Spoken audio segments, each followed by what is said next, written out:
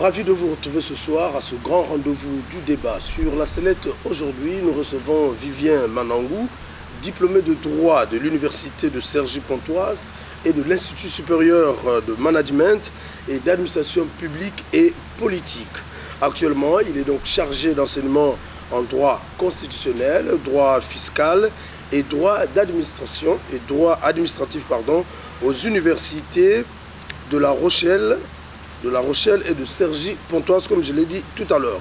Vivien Manangou est par ailleurs président de l'association Tchétché Yabeto ici à Pointe-Noire. Alors Vivien Manangou, bonsoir. Bonsoir Monsieur Tigaya. Ça veut dire que vous vivez en France, c'est ça? Oui, accessoirement. Et au Congo aussi, comme vous le voyez.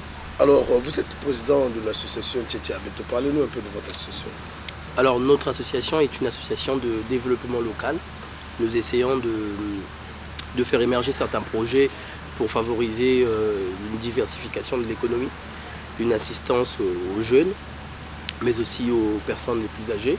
Et enfin, nous contribuons, je le pense, à former des gens et à faire de Tchétché un quartier d'entrepreneurs. Voilà à peu près de façon schématique ce que nous faisons. C'était juste pour vous échauffer un tout petit peu. Il fallait qu'on commence par l'association Tchétché Yabeto. Mais aujourd'hui, chers téléspectateurs, nous allons plancher sur un thème important, à savoir les enjeux de la révision constitutionnelle.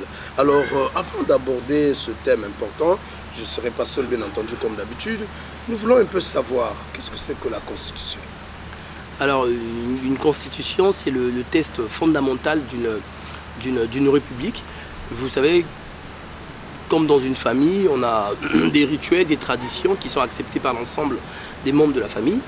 La constitution, c'est le pacte social fondamental qui unit l'ensemble d'un peuple et qui a deux objectifs. Le premier objectif, c'est d'organiser la distribution des pouvoirs. Et le deuxième objectif, c'est de garantir et de protéger les libertés fondamentales.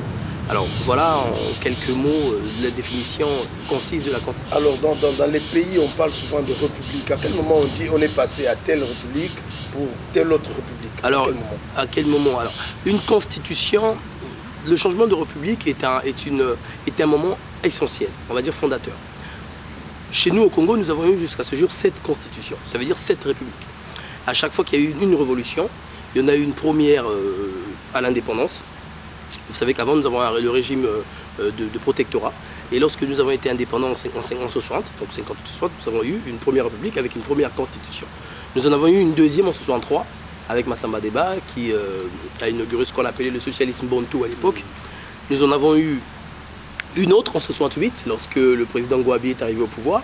Nous en avons eu une autre en 1977, après la mort du président Gouabi, avec ce que vous savez. Nous en avons eu une autre en 1979.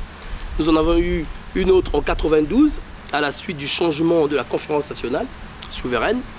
Enfin, nous en avons eu une autre, celle qui est de vigueur aujourd'hui depuis 2002. Alors donc, changement de contexte politique, adoption d'une nouvelle constitution, une nouvelle république.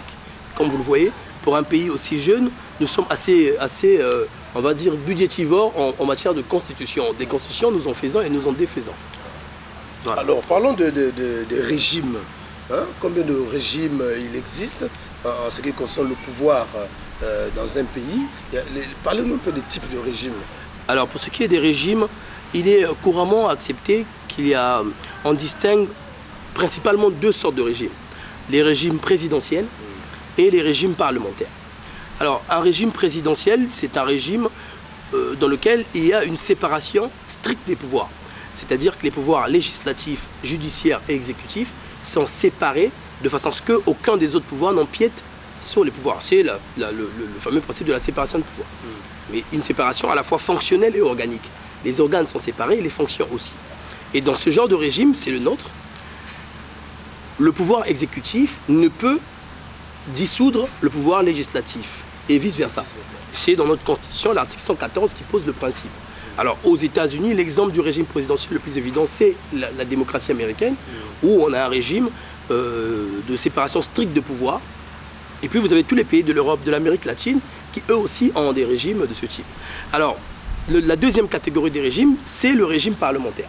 Dans le régime parlementaire, vous avez ce qu'on appelle une concurrence des pouvoirs. C'est une séparation souple. Il y a des mécanismes qui permettent aux deux pouvoirs de coexister. C'est par exemple le droit de dissolution qu'on accorde au pouvoir exécutif.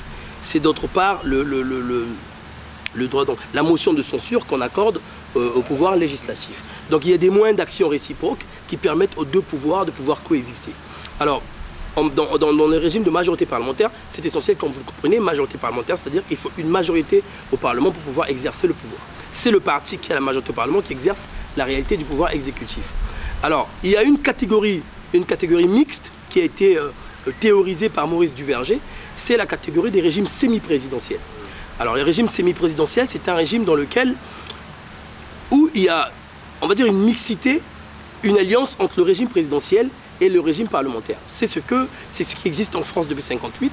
Il y a notamment les mécanismes du régime présidentiel, l'élection du président au suffrage universel, mais il y a aussi la survivance des mécanismes du régime parlementaire. C'est par exemple le droit de dissolution ou la motion de censure.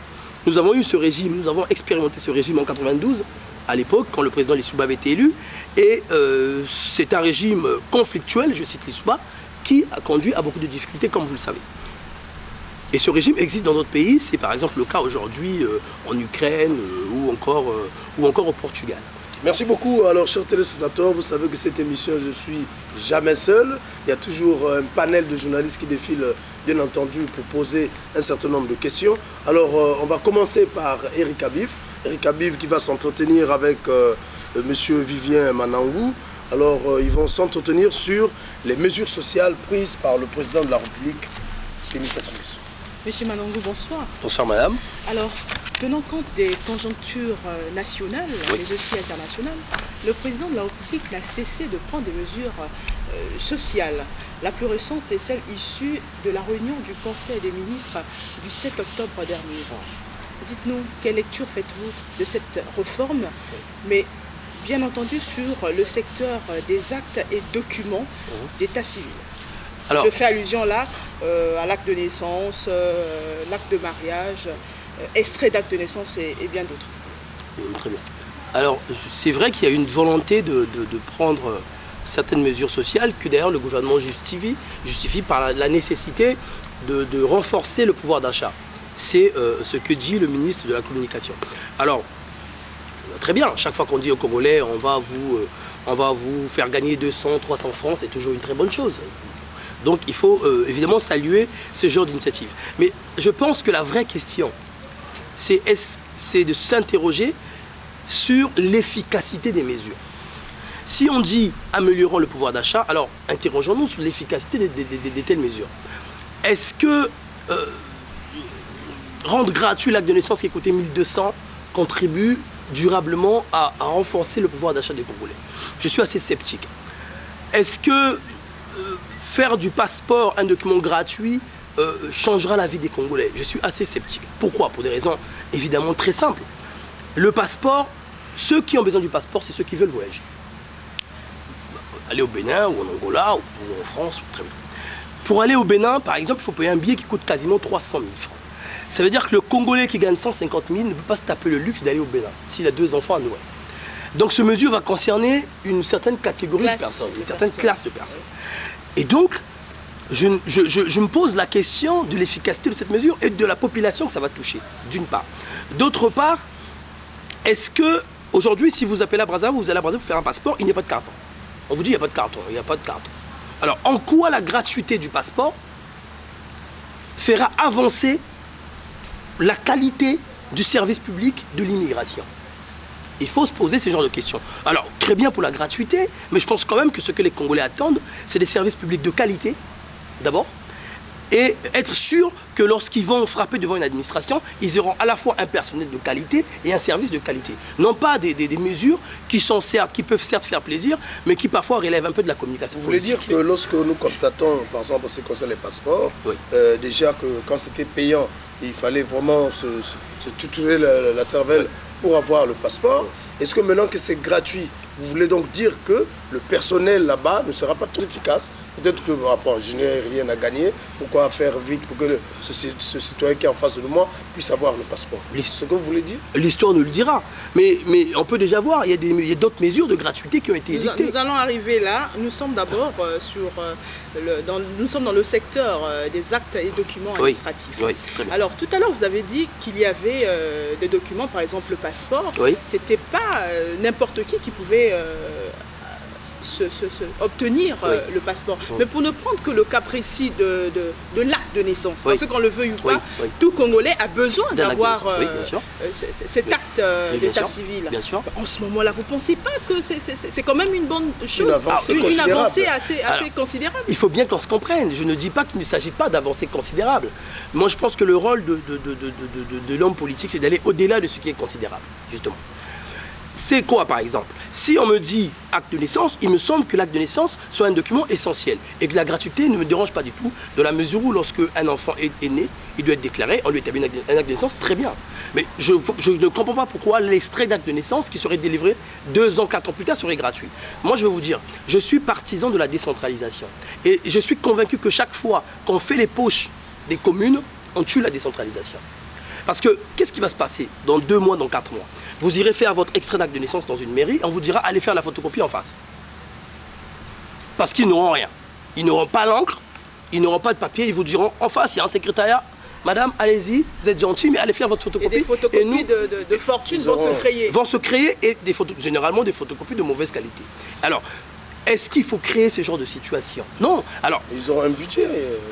De fonctionnement, ça oui, très bien, mais oui, très bien. Mais vous savez combien le budget des municipalités représente quoi? J'ai un copain qui est maire dans une municipalité à Brazza, une petite commune, je crois que c'est le... Bon, je dirais pas l'arrondissement, qui m'a dit qu'il avait 3 millions de budget. Son budget, c'était 3 millions. Qu'est-ce qu'on peut faire avec 3 millions?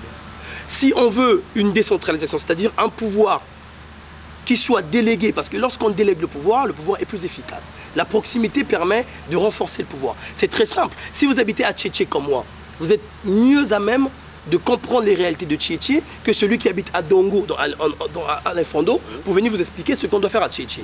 Donc moi, je suis pour le renforcement des pouvoirs au niveau local. Je considère donc que toutes les mesures que l'on prendra, ça concerne les actes de naissance par exemple, toutes les mesures qui iront vers l'émiettement des petits moyens financiers des collectivités, à mon sens, sont des mesures à prendre avec beaucoup de pincettes.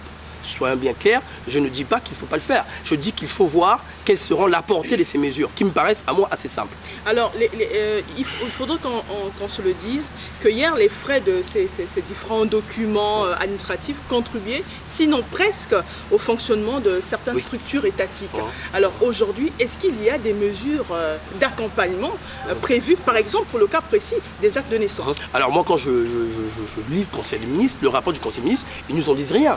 Alors, j'imagine que le gouvernement qui est rempli des gens sensés a bien dû comprendre qu'il faudra des actes d'accompagnement pour éviter qu'il y ait l'asphyxie générale, l'asphyxie financière générale de ces administrations.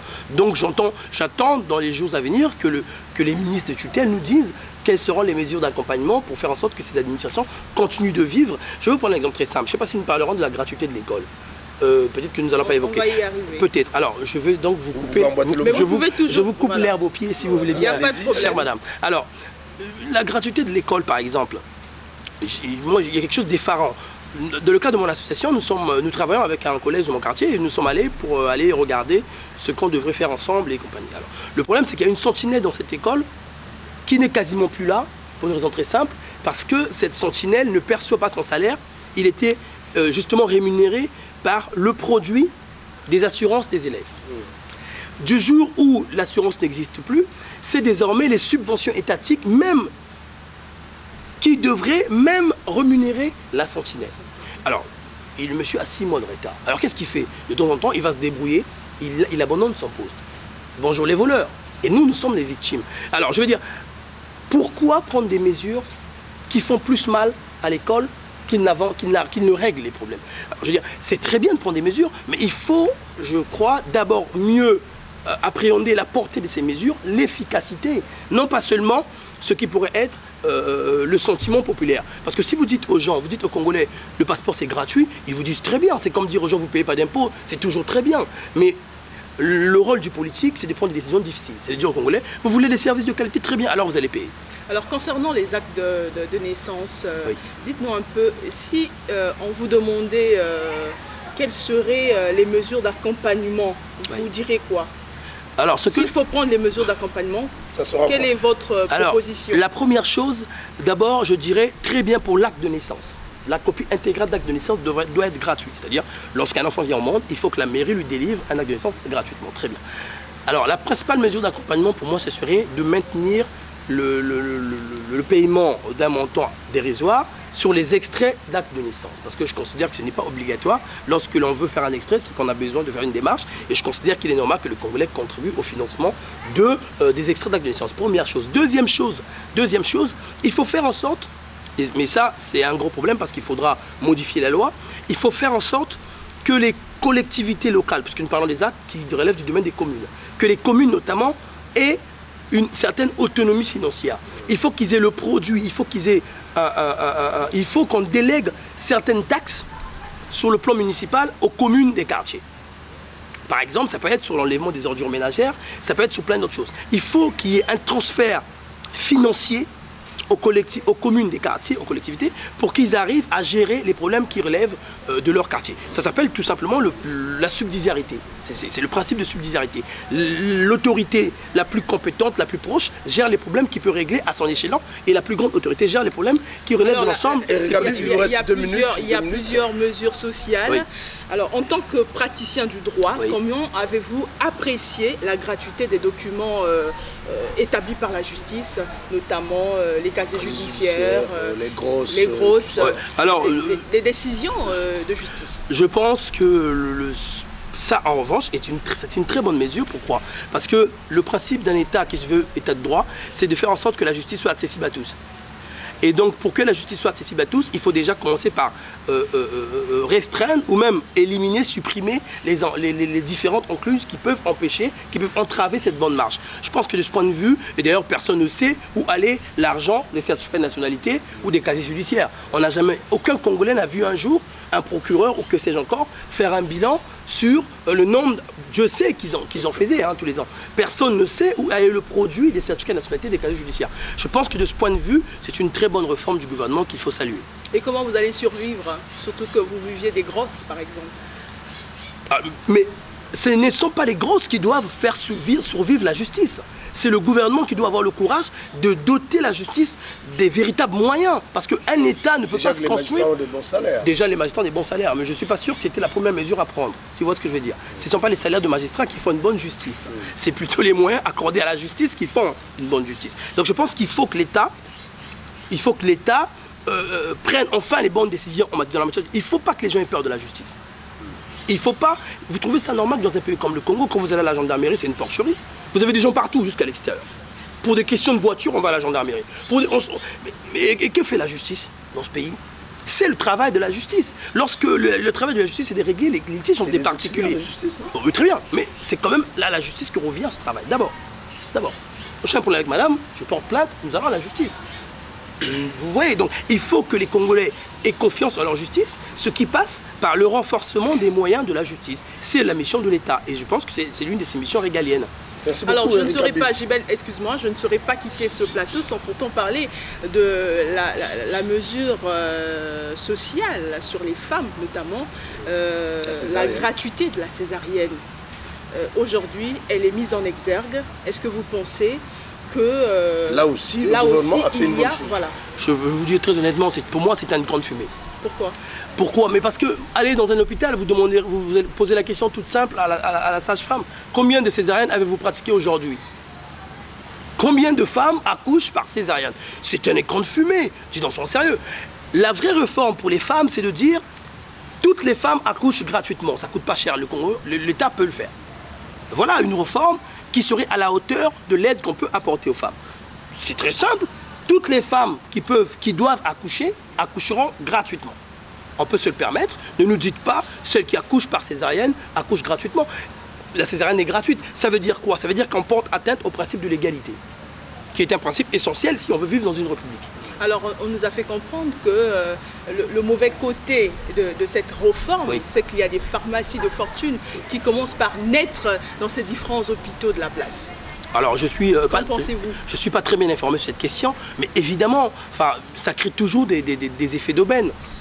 Les gens vont forcément en profiter pour faire du commerce parallèle. Mais c'est aussi le rôle de l'État que de sanctionner les véreux pharmaciens qui veulent profiter de la misère des gens. Merci, nous allons recevoir Chief Chivongo qui va venir donc s'entretenir avec M. Vivien sur les finances publiques. Alors bonsoir M. Vivien Manango. Bonsoir M. Chief. Tout à l'heure, je vous ai suivi avec Erika en train, est-ce qu'on va dire, vous plaindre? Non, mais en train d'apporter votre opinion, votre avis sur la question de la gratuité par-ci par-là des documents administratifs. Et vous avez dit que les documents administratifs, par exemple, dans les administrations de proximité, il n'était pas normal qu'on puisse les amputer de tout ce qui pouvait leur faire vivre. Et dans 2 matins, nous verrons, vous avez dit certaines choses. Est-ce qu'on ne va pas dire parce qu'il y a maximisation des finances publiques que l'État a pris cette mesure courageuse de dire bon, gratuité un peu partout parce qu'il y a de l'argent? Franchement, si c'est le cas, alors ça me fait rire parce que j'en riais avec mon principal collaborateur. Si l'État a pensé ça, ça veut dire que notre État a des problèmes. Vous avez une famille, cher monsieur, et lorsque vous faites des petites tontines, vous avez votre salaire, bon, le jour où vous avez 300 000, vous vous dites oh, l'habitude j'ai 100 000, maintenant que j'ai 300 000, comme j'ai une maison de locataire, désormais mon locataire ne paye plus. Monsieur, écoutez, moi j'ai 300 000, j'ai gagné à la Cogelo, vous êtes mon locataire, vous ne payez plus le loyer pendant 3 mois. Vous êtes un très bon économiste.